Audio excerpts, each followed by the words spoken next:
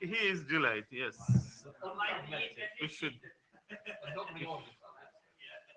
Yeah, so I'm not trying to look at. Do you know what to start? I just logged in. Do you know what I should do Do what? to connect to this? I'm connected now. To connect to what? Oh, to run the What else? slides? Yeah. Well, I don't know.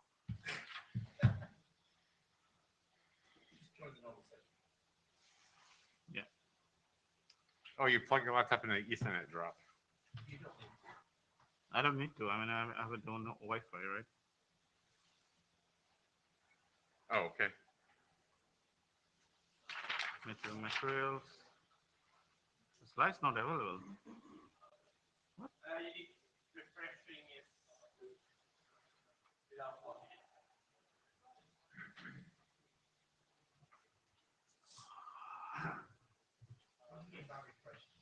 Just refresh the window.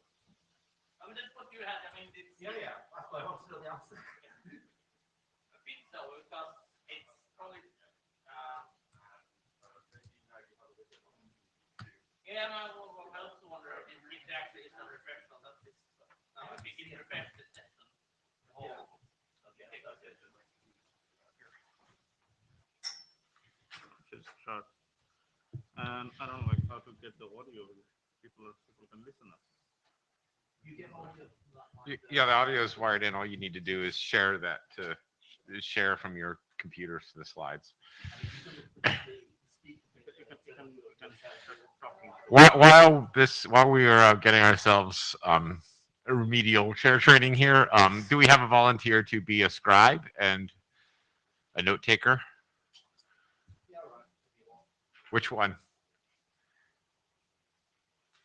All right, can you be the note taker, please, Gory? Thank you. Reese, thank you. I don't anticipate this. For what? If somebody is on Jabber and can't use the echo, then you can relay to the mic.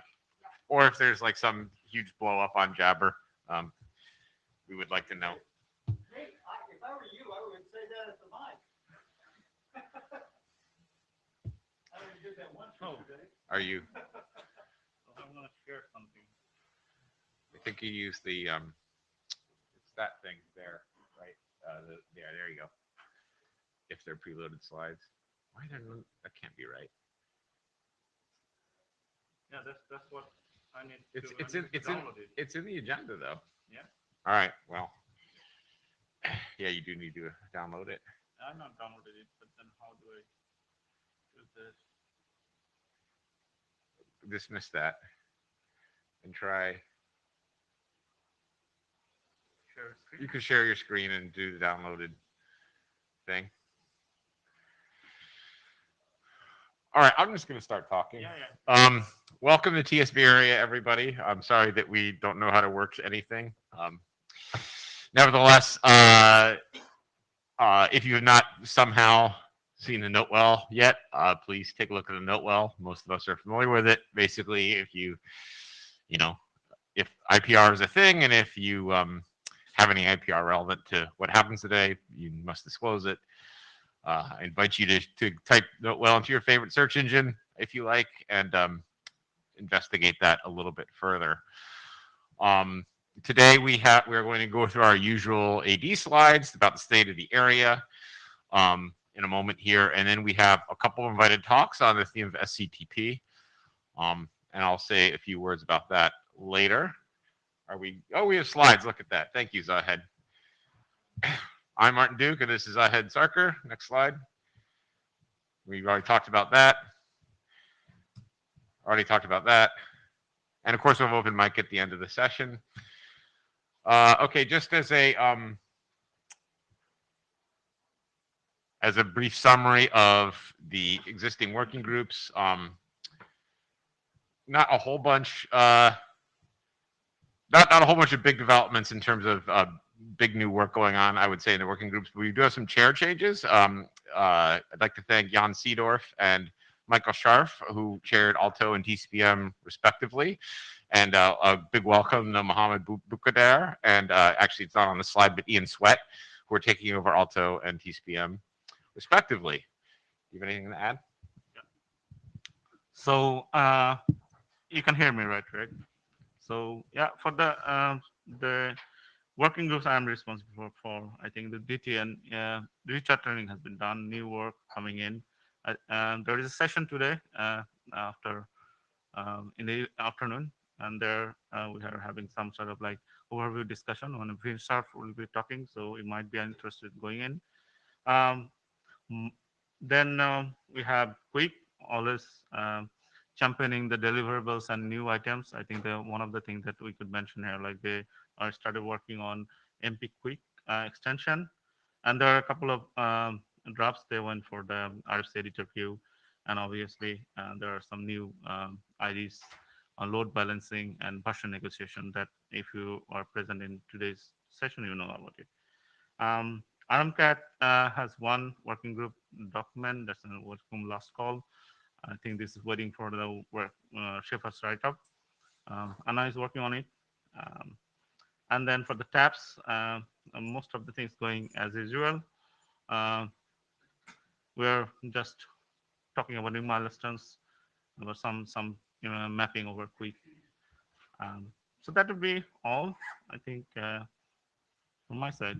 Yeah, the only thing I would like to highlight is in TCPM, RFC 5681 is most of you know is the sort of core loss recovery document, the sort of semi-modern version of that, and we're looking to BIS that, but no one's really stepped up to do that. So this has come up a couple of times, but no one's done the work. If you're eager to leave your imprint on a fairly foundational document for TCP, that is an opportunity that's available to you. Next slide, please. So, hi, Lars Eggert, former technical TSP person. So I could be convinced to be an editor for it, but I need people who actually know this stuff to be authors. But I'm happy to run the GitHub and stuff and merge things and push it up and so on, like I do for Cubic Disk. Thank you, Lars. So you could just contact Lars or me or the TCPM chairs if this is something that is interesting to you. Thank you. Doc is pretty busy, not quarter, but 4 months. Document-wise, a bunch of stuff went to the RFC ed. 4960 BIS, of course, is the new rev of SCTP. IOM data was a pretty big effort out of IPPM to get some in-band telemetry. The whole slew of Alto's last charter made it through to the RFC editor. So that's 4 documents. And Quick Datagram is another big one. On the RFC side, things coming out of the queue, the whole DTN last charter set, a bunch of IPPM stuff that's kind of a grab bag. And while it was not out of the TSV area, technically, I want to call your attention to 9187, which is Joe Touch's document about sequence number extension, which obviously has a transport flavor. Anything to add about this, Sahid? Okay. TSV art, as usual, we like to call attention to what's happening with the TSV art. Thank you to all of our reviewers. You can see there in parentheses the number of reviews they've done in this last cycle. And I think the takeaway there is there's not an enormous volume of documents to read. So I really invite you, if you would like to get a bigger picture of what's going on in the IETF and how it relates to what's happening in transport, I invite you to contact Magnus about adding yourself to the rotation and helping us out as ADs a lot by providing another set of eyes of other things that are coming out of IETF last call. Just to add to that one, I mean, I think we understand like sometimes we cannot make the review even if you're in this team. So it would be great actually to you inform Magnus or the other secretaries or us that you are unavailable for a particular time period. That will help us actually to scheduling it better. So yeah, thanks for the work here. Next slide.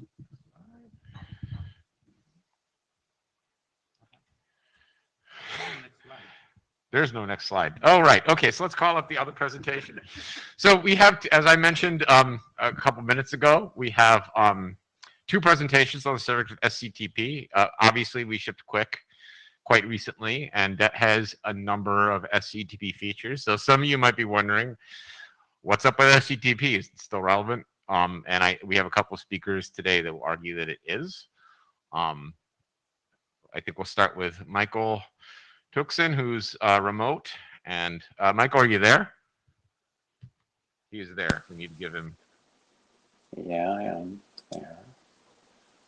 Ah, there he is. You can share your profile. Okay, and You we'll, want to share it by yourself? would you like to control the slides, or should we? Do you see them? No. Not yet. Not I yet. think. You are not sharing, but we can share if that's a problem for you. But how can I use Medeco for doing that? I think they need to be uploaded, and then I can select them, right? Sort of. Why don't we just do it? This seems like it's a problem. Okay. You can do that.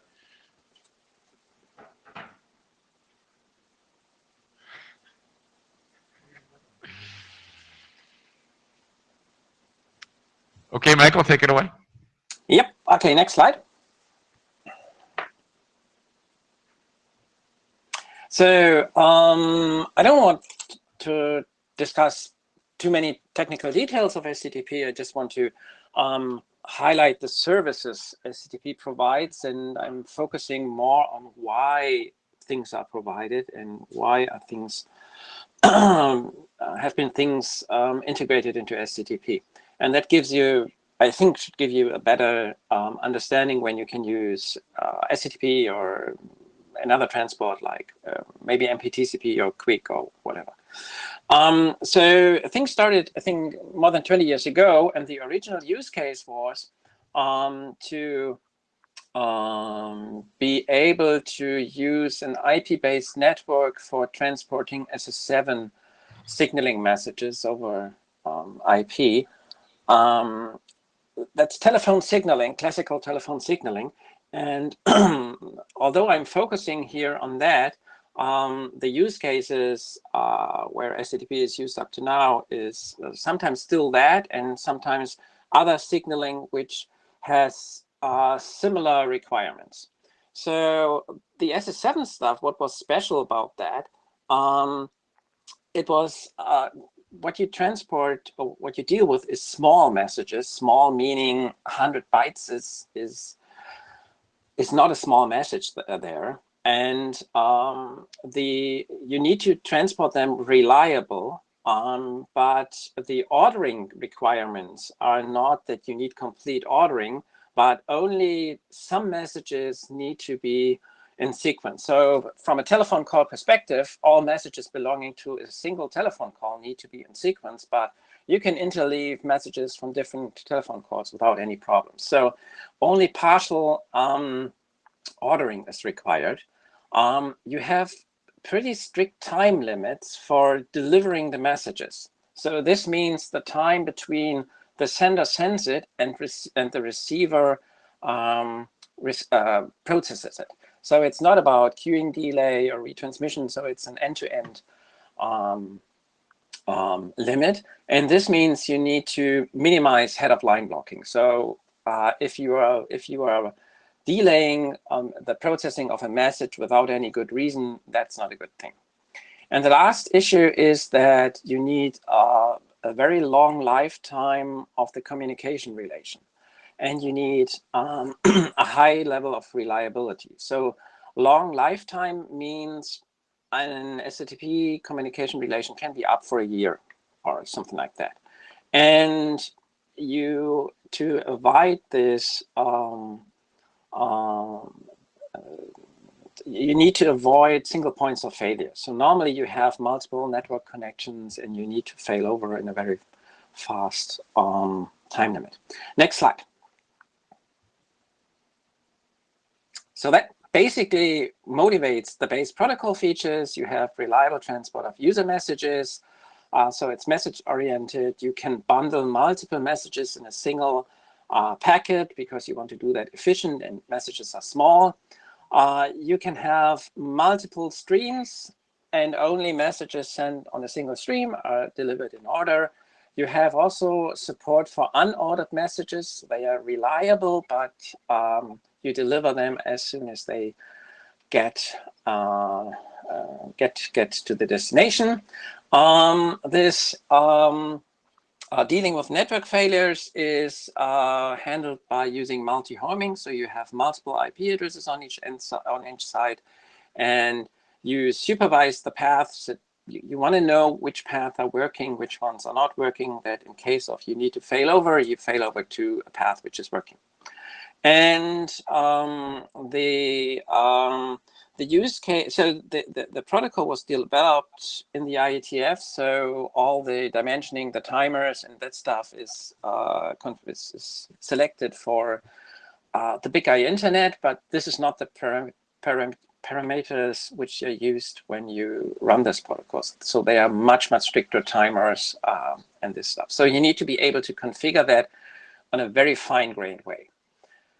And there is support for large user messages, so you can transport them, but that was not the focus of the protocol. So that's why you get some head-of-line blocking if you actually do this. Next slide.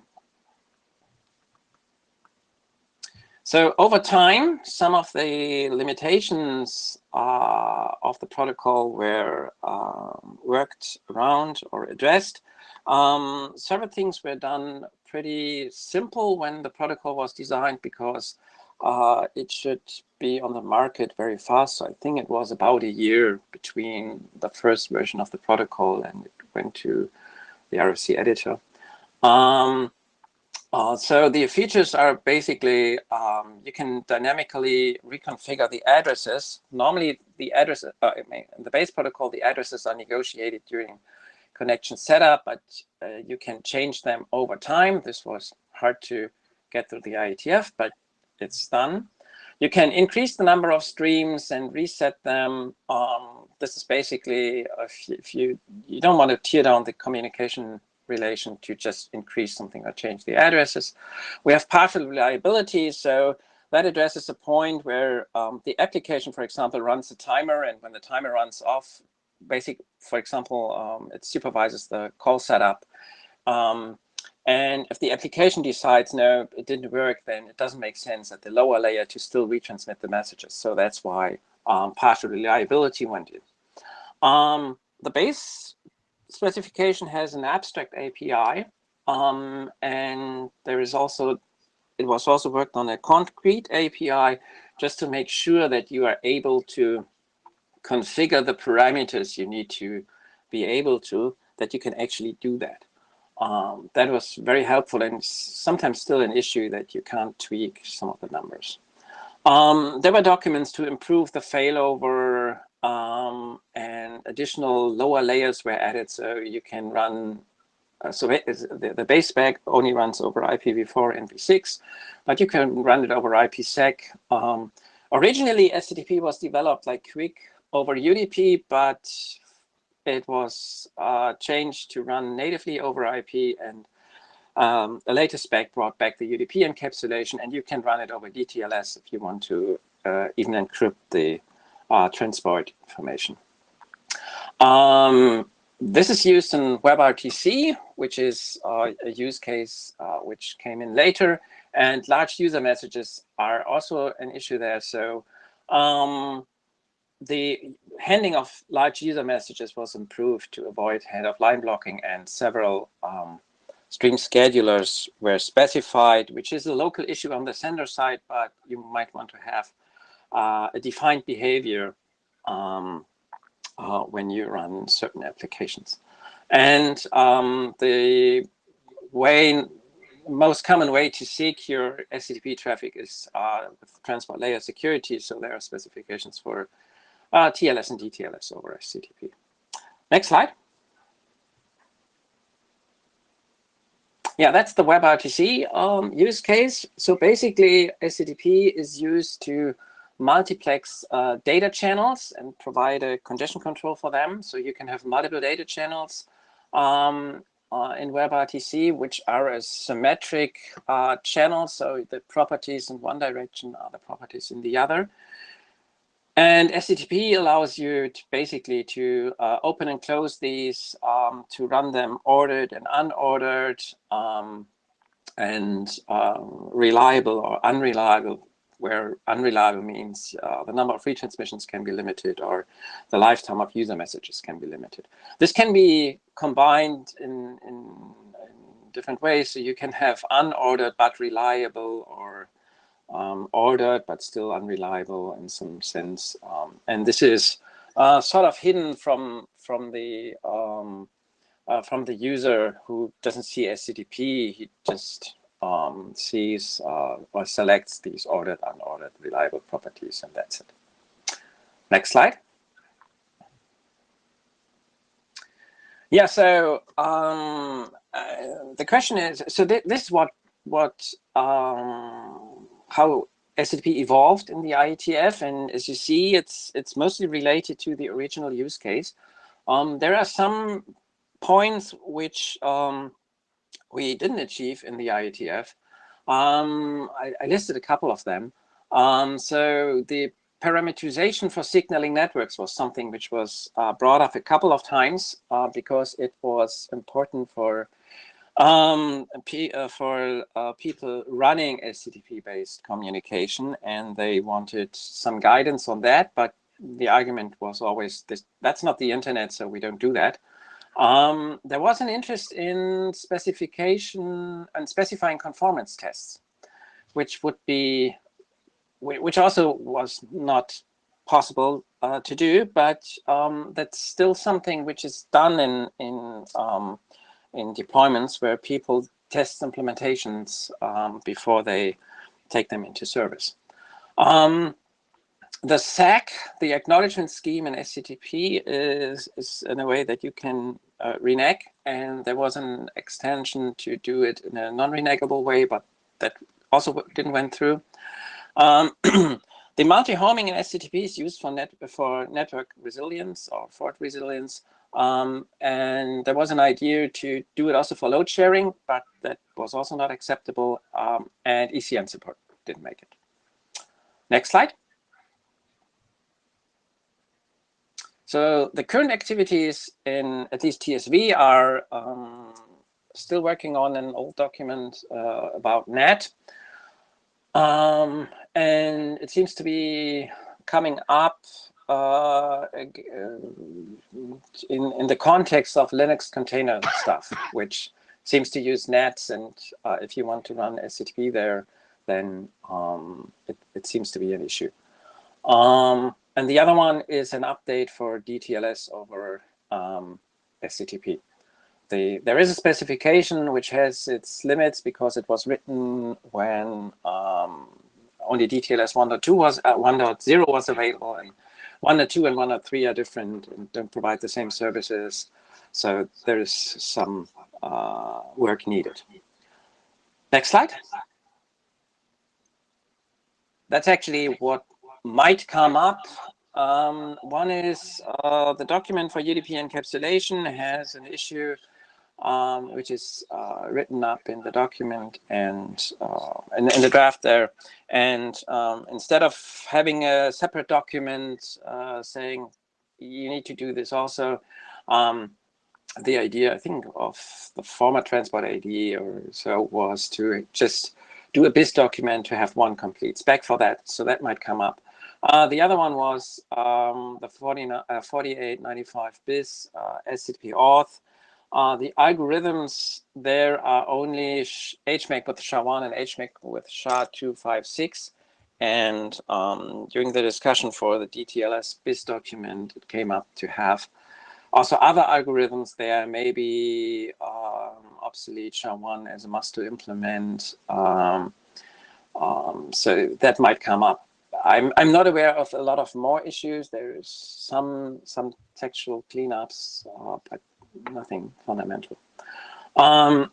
These two things are maintenance, could come up. The other one, new features. One could do improvements for WebRTC.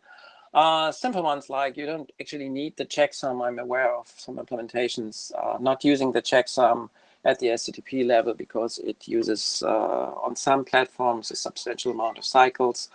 You could do a fast open car style setup because you don't need the cookie protection, something like that.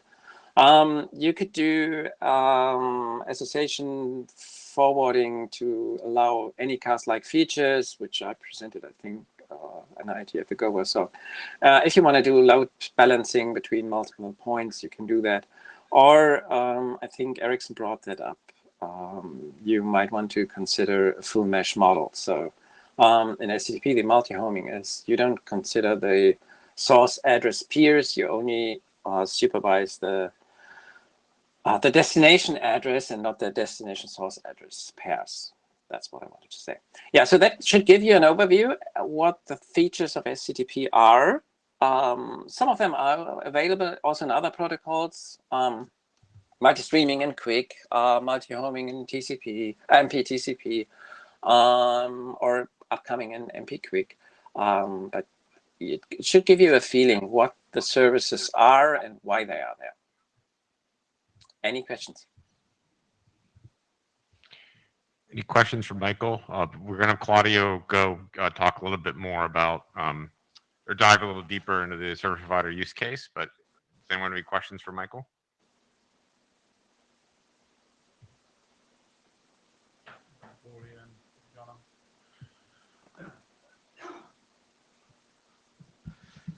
Gori first. I wasn't going to ask a question. I was going to try and provide a tiny extra context.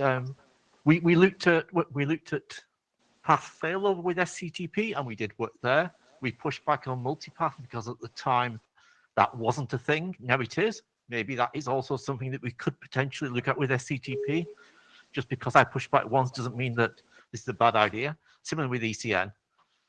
If ECN becomes popular with other things, then maybe it fits there. So maybe there are a few other things that I could see might appear as useful things for SCTP. And because we did them previously and said, don't do that, maybe we'll say, do that next time if they're proposed again.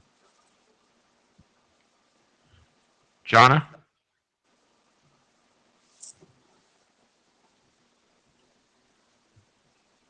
Hi. Thanks for the presentation, Michael. It was great to go over that history from 20 years ago a little bit. The question I have, and is in terms of its use cases today. How much do you have a sense for how much SCTP is being used right now for SS7? The other was the original use case, and I always thought that it was successful in that direction quite a bit. So I'm aware of that it is still used in that use case. So it's still so machines are still being brought up in network operators networks today with that use case. There are other use cases now with diameter or something like that, and I think Claudio is giving in the next presentation an overview about how it is used in 5G or something, 6G, something like that. Still in signaling. Still in signaling, and I guess the motivations are still the same things, like redundancy, so that hasn't changed. The protocol on top has changed, and maybe also the timers have changed. Makes sense. Thank you. Jake?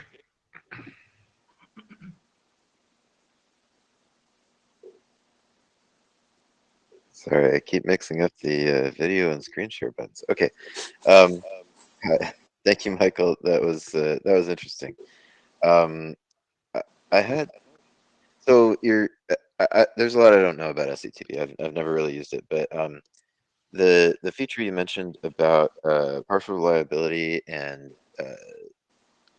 sending with a deadline, partial reliability with a deadline. This reminded me of one of the features I thought was really useful about SRT that I heard about in the last couple of years at some point. And I know that that's had a lot of uptake in the video space. Do you have any insight into like why SCTP was not sort of the go-to for solving that problem? Is this a performance thing, or it's geared around the smaller messages and so it doesn't work as well for the larger messages, or like what's the it seems like it would have been way easier to just run one that's already written if that worked, right? For I that. don't know why. I have no idea. Okay, I was just curious. All right. Well, thank you. This was neat. Okay, Lars, and I'm going to cut the queue unless someone enters immediately. Yeah, last second. Back when I was AD, right, we had basically SS7 was the use case, and there was also still some hope that SCTP would be like the general next generation transfer protocol, and that really hasn't sort of happened. But then WebRTC happened, and SCTP actually did see like a major new use case that nobody really had on the radar. I'm still sort of the problem we had back then was that we could never get adequate review for these SCTP extensions because the community was very, very small. Has that changed? I don't think so. And then I think we're going to be fundamentally in the same situation where we have basically nobody with an interest to review this thing or these things adequately. I think that's something it's not a technological issue with any of this, right? They're all probably reasonable, but we didn't really manage to review stuff back then. And I wonder if that's changed now. So there was a group of people being interested in SCTP and doing reviews. It was not large, but there were a couple of people doing it from different companies, vendors, or whatever you would call them. So that's a new application on top of SCTP. What I meant is like people who actually implement SCTP stacks, because as far as I know, there's exactly one implementation that everybody's using, right? As No? far as I, You have another so, one? so as So far as I, says Ericsson has another one, so I was wrong. Nokia has another one. Okay. so I'm aware of a lot of companies in the telco area having their own implementations. Sometimes some companies even have more than one. And with WebRTC, there are multiple other implementations focusing on that particular case. So I'm aware of Google. I'm aware of other implementations in other programming languages. So there are multiple implementations available. So we need to move on, but Lars, you did raise an interesting point about quality review. There is a pretty good pipeline for proposed work in this area, and I'm always asking the question: can we farm this out of TSVWG to take something off their plate? And I did a bit of a poll, and I think 6 or 7 people said they would attend a working group that did this. Now, who knows what percentage of the actual attendees that is, but it was a little bit on the low side to separate it out. So whether TSVWG is, whether those additional people in TSVWG are actually reviewing the work, it's hard to say. But yeah, that's always the concern. All right, let's move on to Claudio's presentation, which dives a little deeper into service provider use cases. Thank you. Can you hear me today? Yeah, it's much better. Hello? Yeah, Claudio, I can hear you.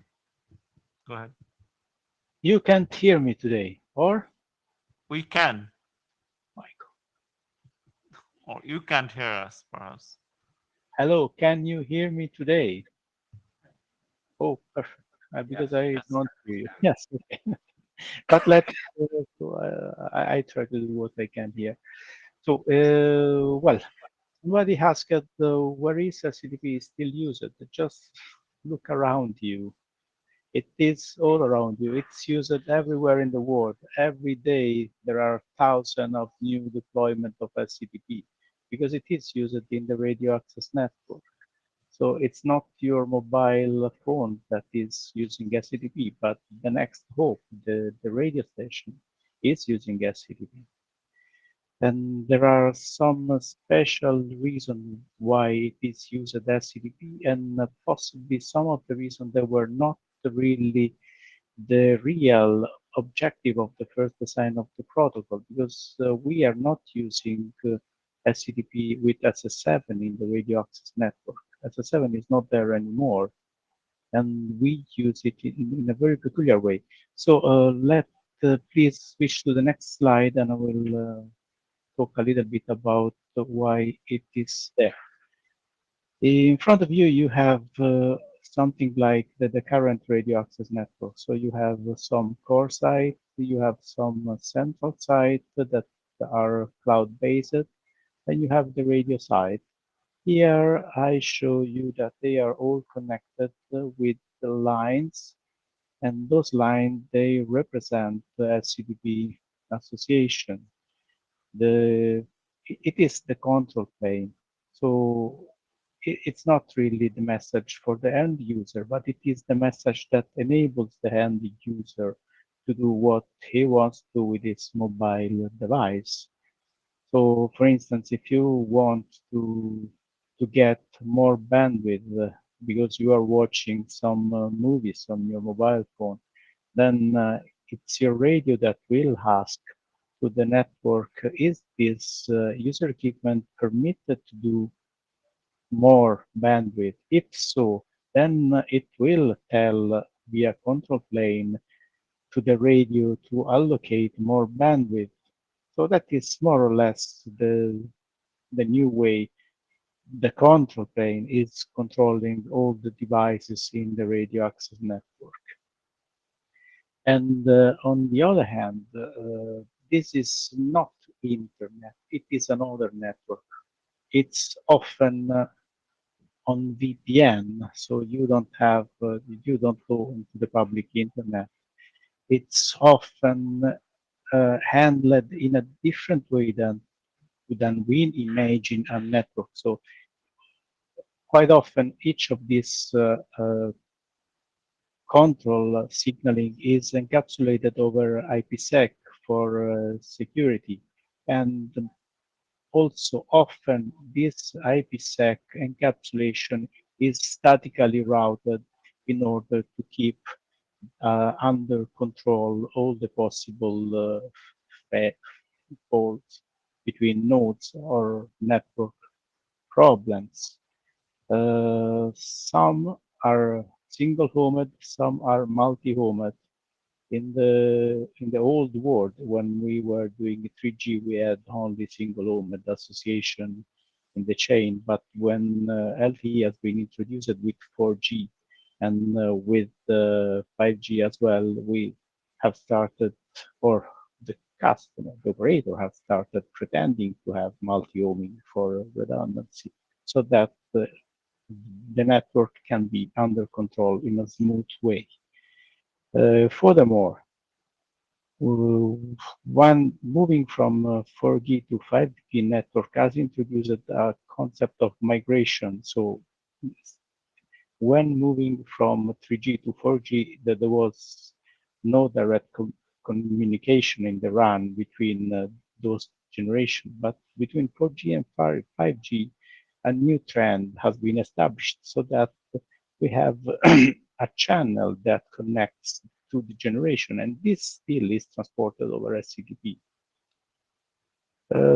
Somebody asked, is there only one implementation? No, there are more implementation, but thanks to the fact that there were not so many big changes in SDP, the interoperability between vendor is quite good, and for the RAN, for the net telecom vendor, interoperability is very important.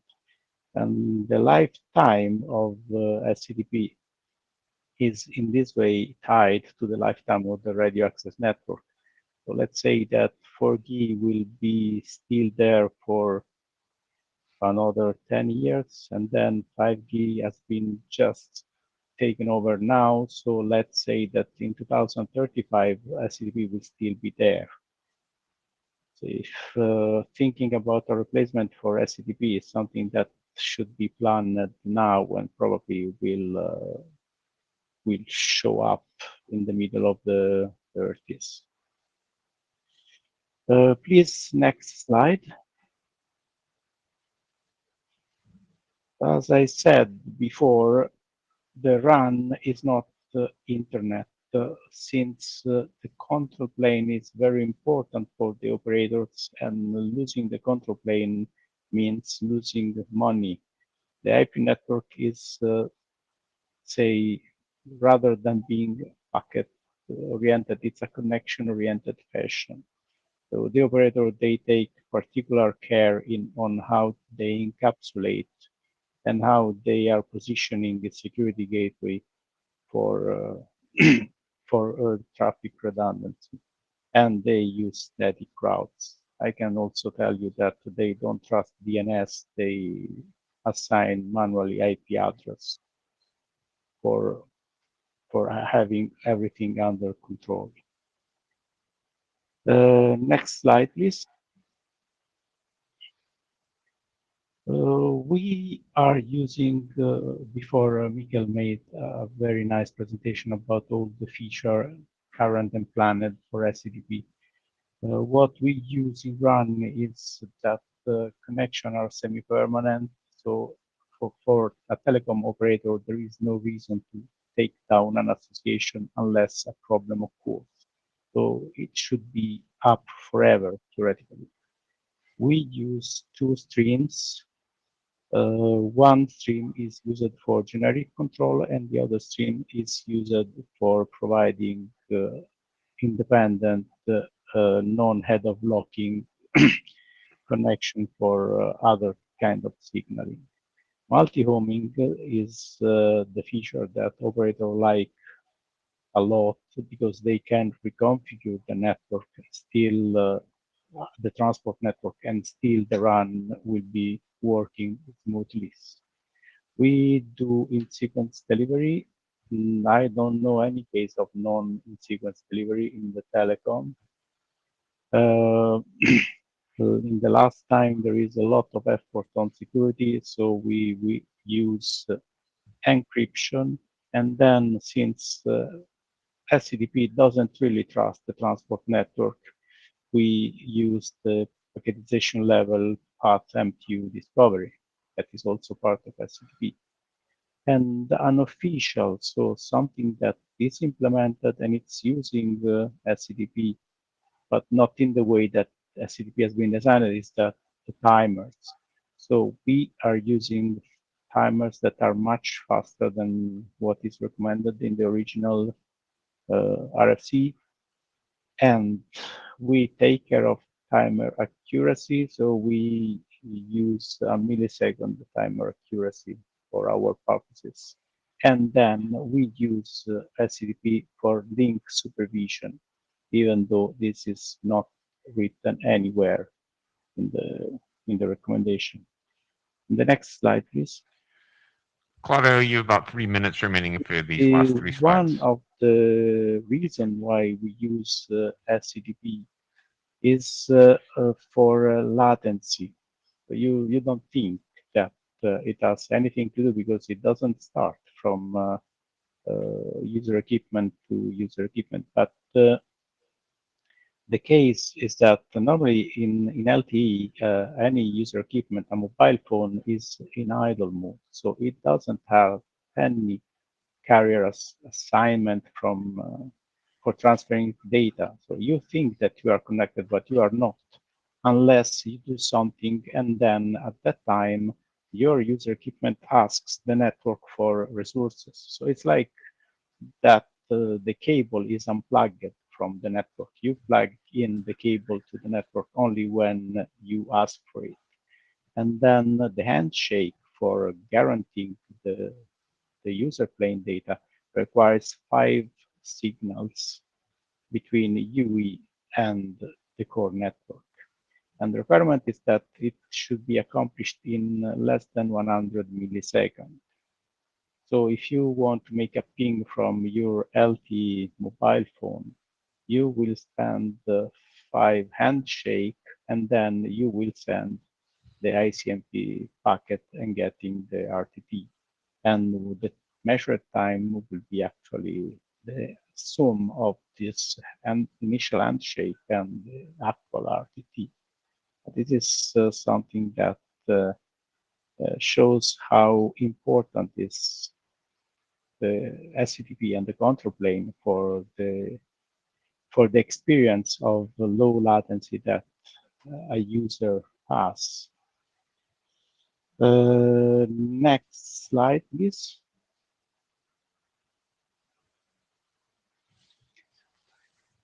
Can you, okay. And this is the other way, that is the link supervision. Yes, I will do that in 2 minutes. The other case is that we have the link supervision is important because when the connection towards the control plane is lost in the run, then you need to shut down the radio as soon as possible. And this is because if a radio that is not under control of the control plane can cause disturbance to the neighbor's radio, and at the same time, removing the power to the radio tells implicitly to all the user equipment that this cell, this radio, is not working anymore, and they have to connect to another radio. So in the case of you are watching the Super Bowl and you are at the stadium, and one of the radio that is serving the stadium loses connection to the network. It is important that in a few seconds this is known, and then so that the equipment can hand over into another radio station. And this is the requirement, is that you should do that in less than 20 seconds. Next slide, please. I don't know if it's my last slide. Yeah, this is the weakness and that we have seen. So it's hard to make it work behind NAT, but Mikael said it. Poor support in cloud. Implementations have some side effect with each other when in kernel or in the user space. Then encryption is not native. And then the last but not the least, one association doesn't scale well for capacity. Please do the next one. If you don't switch into the next, I don't think that maybe we can see that this is my last slide. Yeah, this is my last slide. Please close I close and ask if you have questions. Okay, I'm not 100% sure if Claudio can hear us. There certainly was issues before. But regardless, if anyone has any questions, and if Claudio can't hear, hopefully maybe some of the other Ericsson people that are in the audience could back him up.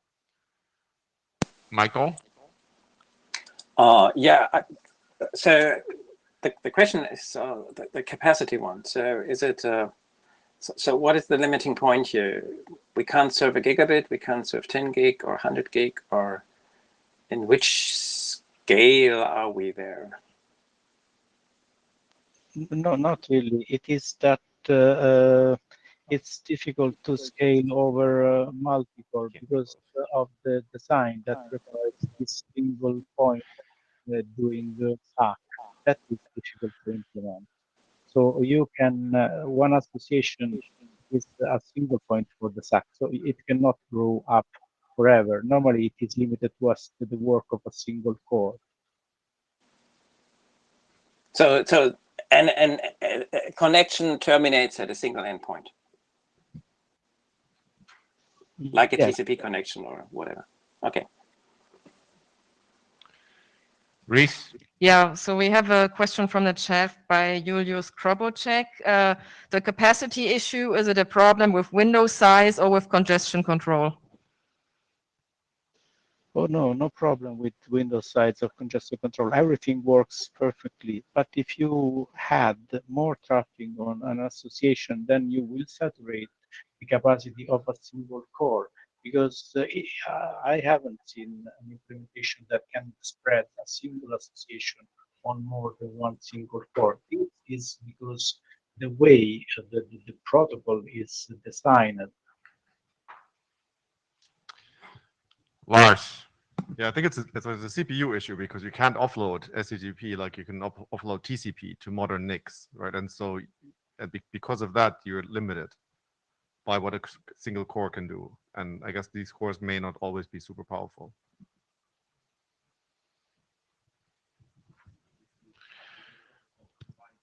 Jana?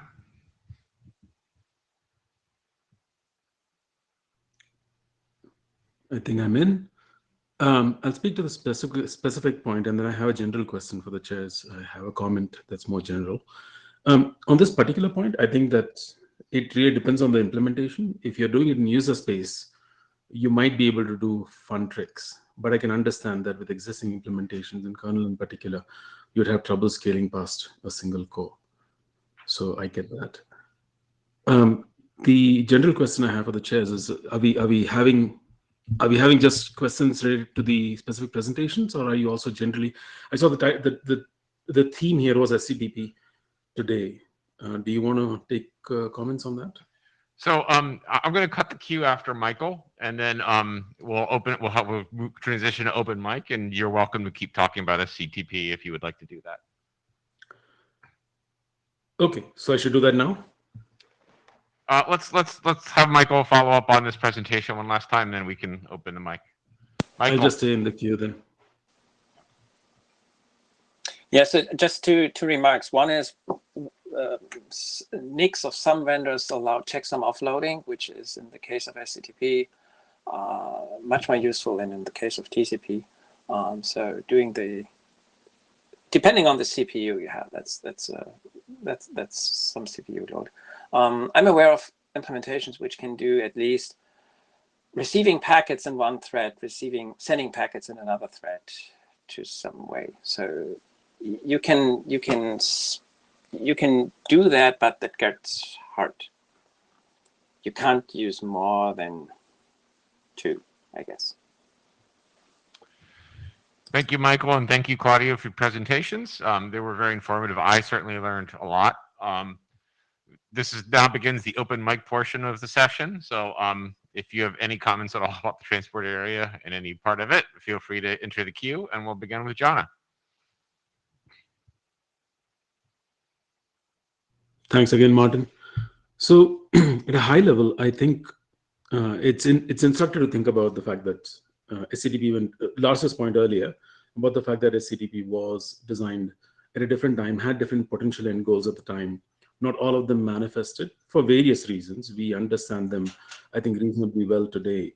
And I will say that we've taken a lot of those lessons into account when we worked on Quick. And so it's played a significant role. That experience has played a significant role in where we've come today. Going forward, I would suggest, again, back to something that Lars mentioned earlier, that it would be really useful to understand the cases where SCTP needs to be developed in the places where SCTP is used. We can talk about features in general, but I think it's much more interesting to talk about the features. So Claudia mentioned that SCTP is going to be in the RAN for a long time, and I appreciate that. But use of the protocol doesn't necessarily mean that we need to keep developing it in ways that the current use cases don't need it to be developed. So I would suggest that going forward, it'd be really useful to understand for any extensions or any work that we need to do, who exactly is going to be using it. And that should also give you a pool of people to review and to do the work on future extensions. That's just a high order point. I think, Jana, that's a very valid point. I think this is something called maintenance and developing new features. I mean, so in the maintenance part, we can have the protocol there, but we cannot forget about it, right? So that's one of the point parts here we're trying to make. But yeah, when you are talking about extensions and making some new development for a particular protocol, not only but SCTP, but whatever, we need to think about who is the user. So that's a very valid point. Thank you. Philip. So I was a little bit strived seeing the point of lacking cloud support for SCTP and especially Kubernetes there. And this reminded me of something. I've been looking to a lot in the last years, and this is mainly how transport in Kubernetes works. And it looks like we really have some kind of disconnect from the HTTP dominated world, how people are doing network transport in Kubernetes and how the transport area in the IETF perceives transport. And I think this is really some point we should look into. Also for how slightly different the ideas of transport are. And I think this also explains a lot why we have problems, or why the SCTP community seems to have problems with Kubernetes support, because they Kubernetes has a very specific idea what transport is and how it works. And this is really centered on REST and HTTP, and not so much about what usually transport people at the IETF care about.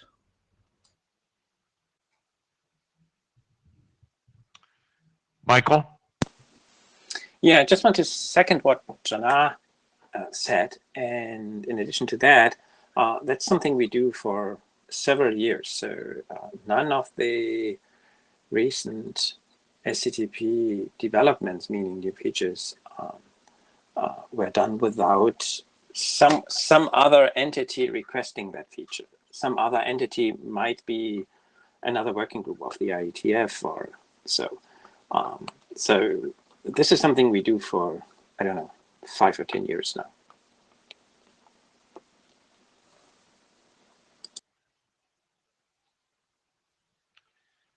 All right. Any other open mic comments at all about anything?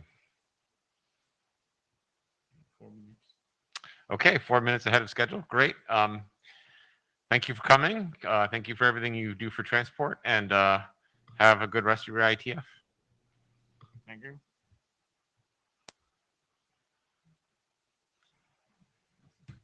Perfect. Perfect time on my computer. So what happened with this slide thing? I have no idea. I mean, the slides are uploaded. Slides are up. I mean, maybe we need to manually upload them to the before the session. Oh, is there some button you're supposed to press? It could be you're supposed to press some button. When here, it has the standing. No, it's just introductory slides. That's just like free share slides.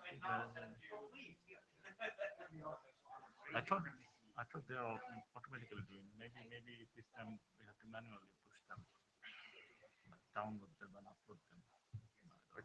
It's in data tracker. Yeah. It's there. I don't know what the issue is.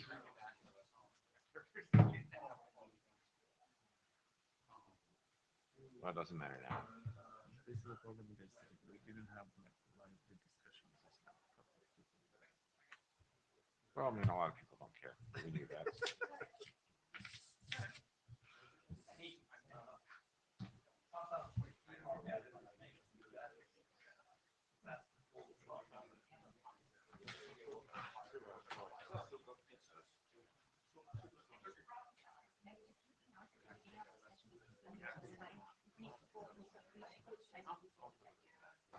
Oh yeah, we didn't mention that, did we? Uh-huh. So yeah, maybe we should do that, because I mean it only says like scan me to on, but in the beginning of that room it says like to register yourself. This is the blue sheet thing. There.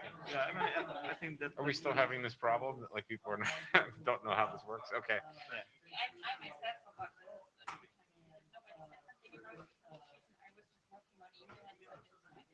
I think that's a very good one. I think we need to make it up. Well, if we have, but there were like 80 people on the Meet Echo, so that goes into the blue sheets. Yeah. Yeah, but so those 80 people were like actually quite a lot of blue people, and then there were some Java clients as well. And I only counted 11 people who were had like in the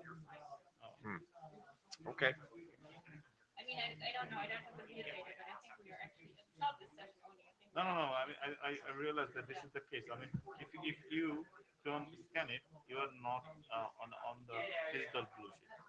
And if you need to remember people, like only, I mean, the people, the idea was perhaps like you log in.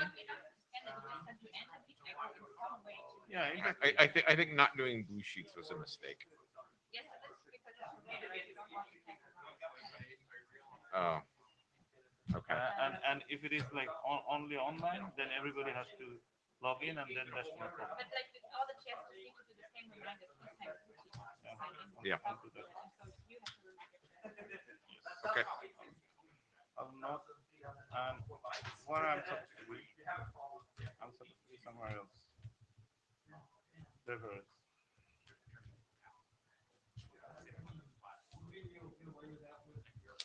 Okay, are we done here? Yeah. You got what you want? Yeah, I know. You got what you want? Yeah.